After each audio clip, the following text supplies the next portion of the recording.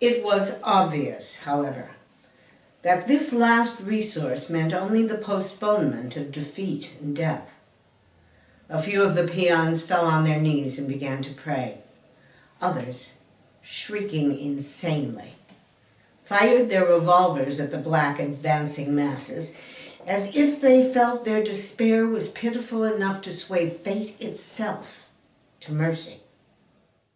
At length, two of the men's nerves broke. Lady Leiningen saw a naked Indian leap over the north side of the petrol trench, quickly followed by a second.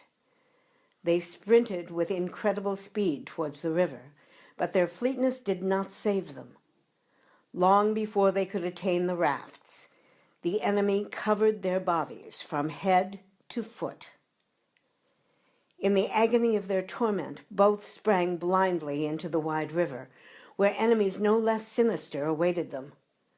Wild screams of mortal anguish informed the breathless onlookers that crocodiles and sword-toothed piranhas were no less ravenous than ants, and even nimbler in reaching their prey.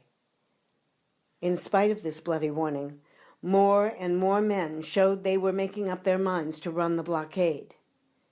Anything, even a fight midstream against alligators, seemed better than powerlessly waiting for death to come and slowly consume their living bodies. Lady Leiningen flogged her brain till it reeled. Was there nothing on earth could sweep this devil's spawn back into the hell from which it came? Then, out of the inferno of her bewilderment, rose a terrifying inspiration. Yes, one hope remained, and one alone.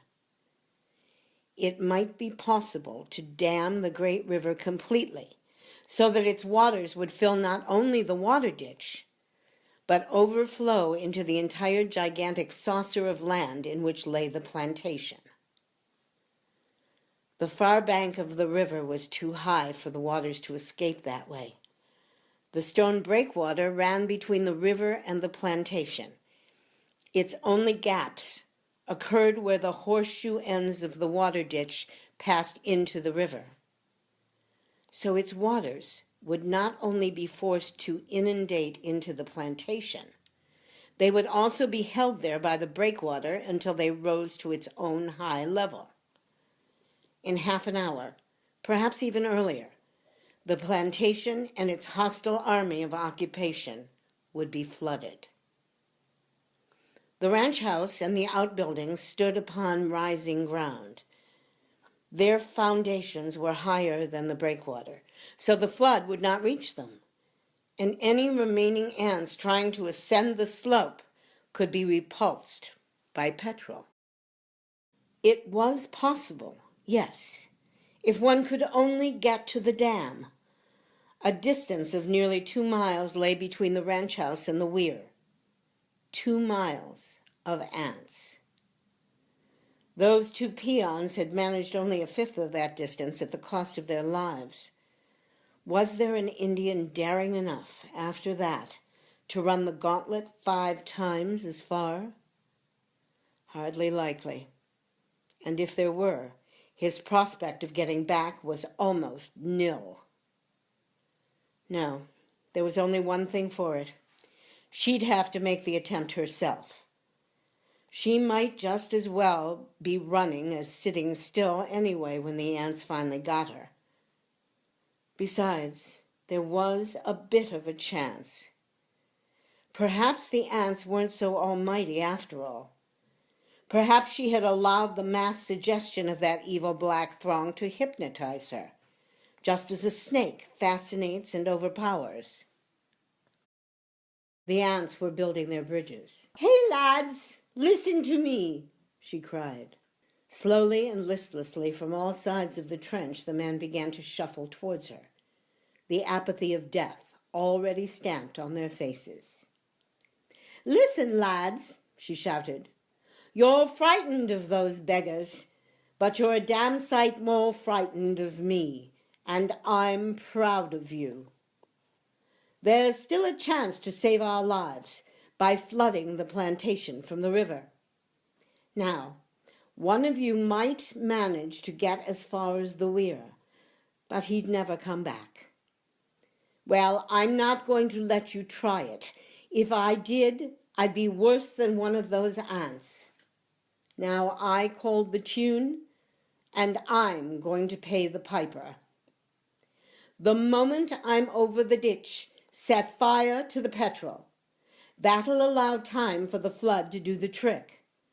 Then all you have to do is wait here all snug and quiet till I'm back.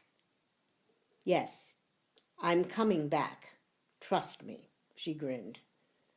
When I've finished my slimming cure.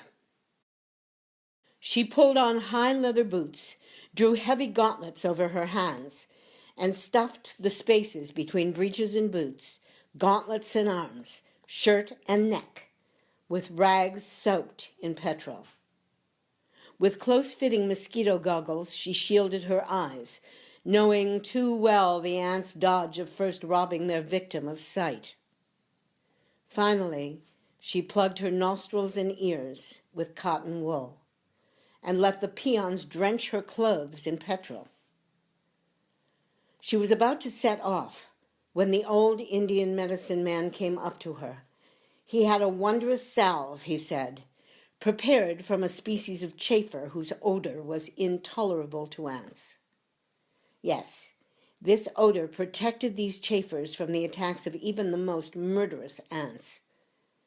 The Indian smeared the boss's boots, her gauntlets, and her face over and over with the extract.